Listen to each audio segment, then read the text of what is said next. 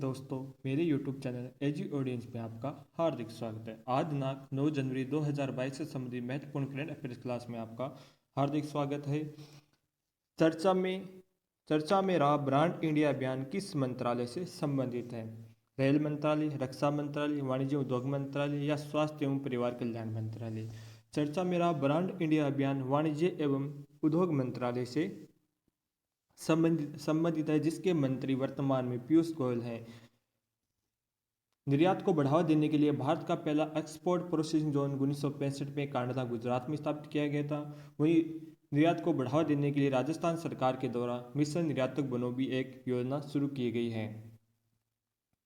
वहीं रेल मंत्रालय के मंत्री अश्विनी वैष्णव हैं, रक्षा मंत्रालय के मंत्री राजनाथ सिंह है, स्वास्थ्य एवं परिवार कल्याण मंत्रालय के मंत्री मनसुख मांडविया हैं।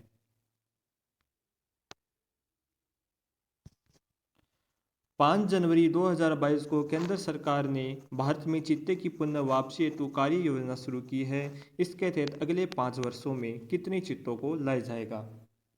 भारत में सन 1952 से चीते पूर्णतः लुप्त हो गए थे, जिसकी पुनः वापसी हेतु भारत सरकार ने कार्य योजना तैयार की है, जिसमें आगामी 5 वर्षों में 50 चीते भारत में लाए जाएंगे। ये चीते नामीबिया और दक्षिण अफ्रीका से भारत के अंदर लाए जाएंगे।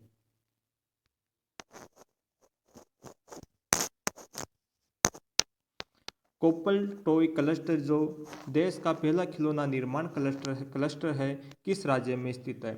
कोप्पल टॉय क्लस्टर वर्तमान में कर्नाटक राज्य में स्थापित किया जा रहा है। यह देश का पहला खिलौना निर्माण क्लस्टर है, जो कर्नाटक राज्य में स्थापित किया जा रहा है। जनवरी 2022 में किस मध्य एशियाई देश में ईंधन की बड़ी कीमतों के कारण आपातकाल की घोषणा की गई है? वर्तमान में तजाकिस्तान में बढ़ी हुई तेल की कीमतों के कारण वहाँ पे प्रदर्शन हो रहा है, जिसके कारण वहाँ की सरकार के द्वारा आपातकाल की घोषणा की गई है। कजाकिस्तान की नई राजधानी नूर सुल्तान है। यह विश्व का सबसे बड़ा लैंडलॉक्ड देश है। वहीं भारत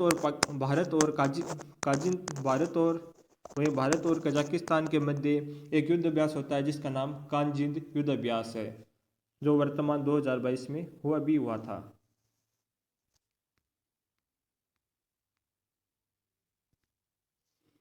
पाँच जनवरी 2022 को आर्थिक मामलों की मंत्रिमंडलीय समिति ने ग्रीन एनर्जी कॉरिडोर चरण सेकंड पर योजना को मंजूरी दी। ये योजना चरण कितने राज्यों से संबंधित है?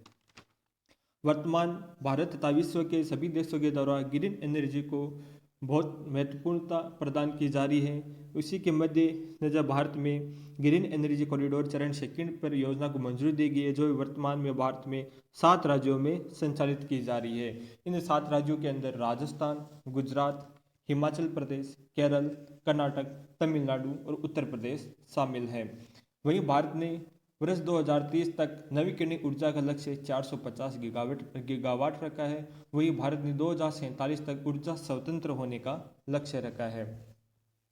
ग्रीन एनर्जी कॉरिडोर चरण फर्स्ट में भारत का लक्ष्य 24 गीगावाट था। वहीं सेकंड चरण में 20 गीगावाट प्राप्त करना इनका लक्ष्य होगा।